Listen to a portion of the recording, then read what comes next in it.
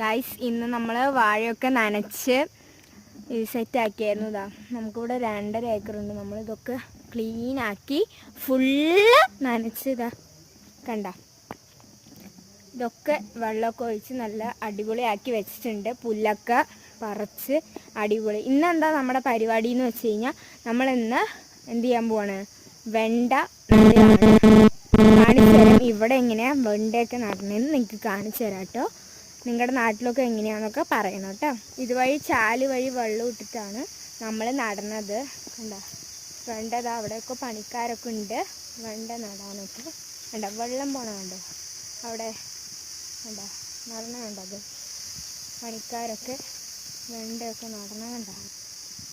അവിടെ ഇതാ അവരവിടെ പണിയാണ്. വെണ്ട കുത്തുന്നതൊക്കെ കാണിച്ചു തരാം കേട്ടോ. അവിടെ ചെന്നിട്ട് നിങ്ങളുടെ അവിടെയൊക്കെ കണ്ടിട്ടുണ്ടെങ്കിൽ പറയാം. ഇതൊക്കെ നമ്മുടെയാണ് സ്ഥലം.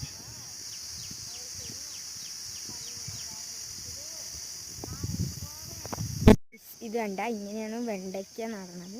കണ്ട ഇവിടെയൊക്കെ നമ്മൾ നട്ട് കഴിഞ്ഞു. ഇതിൻ്റെ കണ്ട ഇവിടെയൊക്കെ നമ്മൾ നട്ട് കഴിഞ്ഞതാണ്.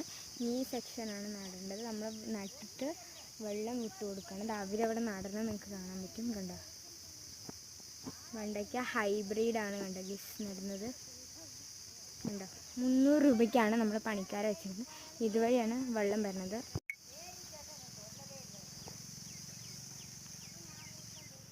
ഗൈസ് ഇങ്ങനെയൊക്കെയാണ് നമ്മൾ നടണത്. പയറൊക്കെ വെണ്ടയൊക്കെ ഇങ്ങനെ നട്ടിട്ട് വെള്ളമൊക്കെ ഒഴിച്ച്